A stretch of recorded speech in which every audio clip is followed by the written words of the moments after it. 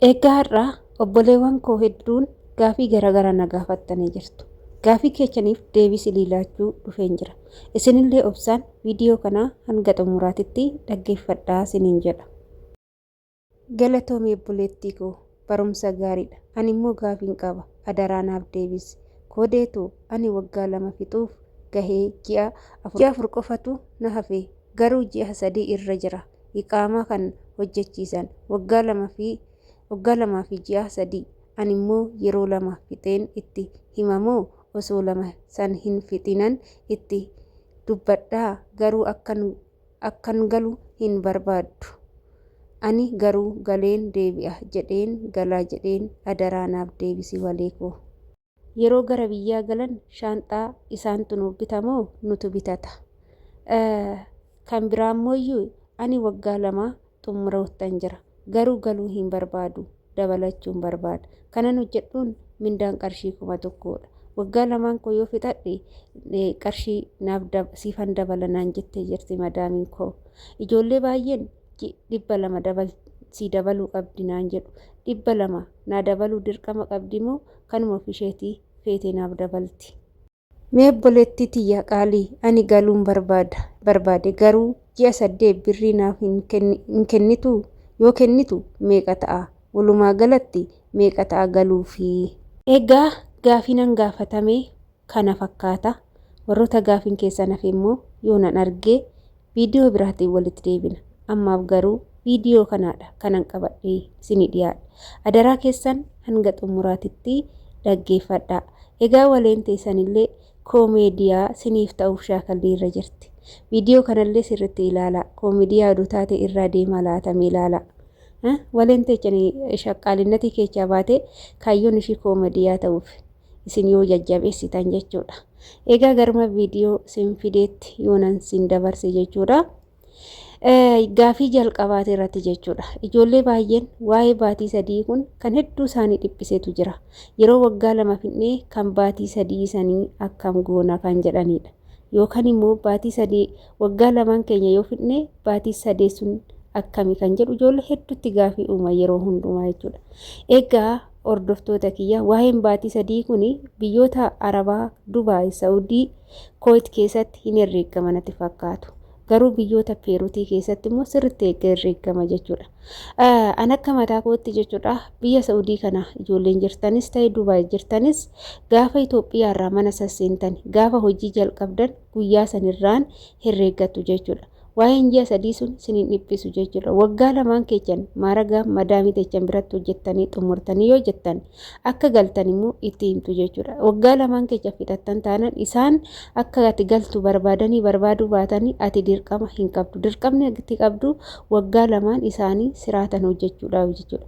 Yoo hojjechuullee dabalattee hojjetachuu dalagachuu fedha qabaatte ofii fedha keetirratti hundaaniiti iqaamaa si hojjechiisu malee oduu ati hin galuu oduu barbaaddu iqaamaa si hojjechiisanii dirqamaan si teechisuu mirga takkallee sirraa hin qaban jechuudha.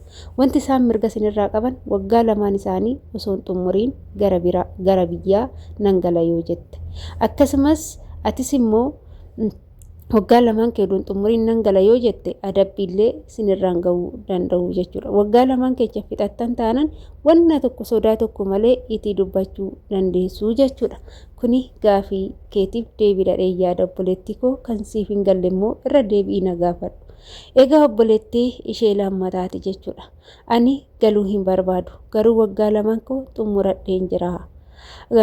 Waggaa 2 kiyya ergan xumuradhee mindaa dabalataa meeqa naa dabalti kan ofisheetii feete naa dabalti moo ji'a qarshii 200 naa dabaluu dirqama kan jedhudha. Egaa obboleettii koo akka seeratitti jechuudha. Akka seeratitti waggaa 2 yoo fixxe akka Saudi Arabiyaatti tattasinimatti hima. Biyyan keessa jiru irraanan sinitti hima jechuudha. Dubaayillee akkasuma waggaa 2 keessiraata fixatte yoo ta'e waggaa 2 qarshii 1,000 ta'e dalagaa sitti baay'achuu baatee jarri yoo fedhanii sinii dabalanii alatti waggaa 2 kee hanga fixutti neeraan akkasiif hin dabalamtu jechuudha. Waggaa 2 kee gaafa fixxe garuu dabalachuu yoo barbaadde maallaqa kee kasii dabalan qarshii 200 jechuudha.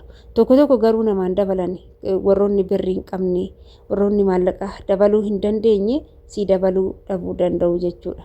Haa ta'utii garuu 200 gadi immoo yoo sii dabalan maal sii godhare? Kanaafuu 200 sii dabaluun dirqama. Atillee immoo 200 naa dabalaa 1200 naaf godhaa jedhi sodaa tokko malee. Inni hojjetta taanaan hojii kee siraatan hojjetta taanaan dalagaa isaanii maaragaan sa'aatii isaanii kabajjee hojjetta taanaan mindaa keetillee kabajii gaafadhu. Karaa mindaa keechanii sodaa tokkollee ofirra hin godhinaa jechuudha. Waannan hojii isaanii erga hojjettanii jechuudha. Kanaafuu 200 sii dabaluu dirqama ni qabdi. Sii dabalti seerris 200 jechuudha. Gaafiin itti aanu shaanxaa ofiifiin bitadhamuu isaantu naa bita gara gaafaan galu. Garuu gaafiin kun na kofalchiisee dhugaa dubbachuudhaaf garuu obboleettiin keenya waanuma hin beekneefidha kan na gaafatte. Isaanii shaanxaa sii bituu dhimma sirraan qaban dirqama siin qaban obboleettii koo. Gaafa gara biyyaa galuu qophooftu wanta si ilaallatu wanta fudhattee galtu shaanxaa keetirraa jalqabatee wanta bitattee galuu barbaaddu hundumaa situ bitata malee isaan siif bituu dirqama tokkollee hin qaban. Kanaafuu yeroo dhumaan itti yaaddachuu qabda waa'ee shaanxaa jechuudha. Malee isaan siif bituu hin danda'an maallaqa keetiin bitatta. Isaan yoo si jaalatan yoo fedha kee qabaatan yaa waan tokko kennaa garagaraa sii bituu danda'u malee shaanxaa sii bituu yoo fedhanii sii bitan sii bitan fedhanii sii bituu baannan dirqama shaanxaa sii bituu hin qabanis hin danda'anis jechuudha. Egaa kana fakkaata hordoftoota koo gaafiin har'aa qabadhee dhufee obbolaanni kiyya kan na gaafatan kan itti aanu immoo maallaqa qarshii 8 qabadhee gara biyyaa yoon galee meeqanaaf ta'a? Obboleettii koo biyyaatti jirtu hin beeku. Dhugaa dubbachuudhaaf Saa'udii jiraatte Dubaay jiraatte hin beeku. Maallaqni kan ati herreeggachuu qabdu biyya jirtu saniini mindaa kee agamee akka hojjettu situ beeka jechuudha. Ani akka Saa'udiitti jechuudha. Saa'udii yoo jiraatte mindaan 8 8,000 ta'a. 8,000 immoo 40 yoo baay'iste 320 sanii olis ta'uu danda'a sharafni yoo dabale jechuudha. Kanaafuu biyya jirtu saniin sharafa hojii wal qabsiistee herreeggachuu qabda jechuudha. Maallaqa harkatti illee qabattee yoo deemte biyyatti sharafsiifachuu hin dandeecha. Garuu biyyatti immoo baay'ee si dhibuu danda'a. Asumarraa ergattee osoo galtees bareedaa sin jedha obboleettii kooyi. Kana fakkaata. Egaa viidiyoon irra qabadhee dhufee kana fakkaata. Ijoolleen baay'een keessan waa'ee mindaa na gaafachaa jirtu. Waggaa 2 fixee jira. Madaamiin koo naa dabaluun barbaanne ani galuu hin barbaadu dabaladhee dalagachuun barbaada mindaa immoo siin dabaluu 1,000 hojjedhu naan jettee kan jettan baay'een keessa na gaafataniirtu. Gaafii akkana irra deddeebi'amee waan na gaafatameef azim jedhe maaliif viidiyoo 2-3 hojjedheera. Viidiyoo an hojjedhu dhaggeeffattanii garuu viidiyoo man gadhiisu jalatti koomentii gaafii na gaafattan gaafii tokko irra deddeebi'anii namaa hojje deebisuun baay'ee waan ulfaatuufan zimsin jalaa jedhe. Inna arabdoonni sa'aatii kana iyyoomanii jiru jechuudha. Mindaa nama dabaluu mindaa nama kaffaluu irratti hanqina gurguddaa godhatanii jiru. Kanammoo situ ilaallata jechuudha. Sintu ilaallata dabaladhee kanumaan hojjedhu immoo galee biyya jijjiirradhu immoo jettaniitis kan ilaallachuu qabdan. Sinan fakkeenyaaf yoo Dubaay deemtan afaan yoo beektan 200 deebitu. Saa'udii kanallee 200 jedhu garuu asuugaan madaamonni 1,000 namaa kaffaluu rakkoo guddaadha kunis. Kana fakkaata hordoftoota kiyyaa. Egaa viidiyoo namaaf qabadhee dhufe kana fakkaata. Waan wajjin turtaniif galatooma. Mana kana laayik sheer gochuudhaan hanga xumuraan wajjin tura.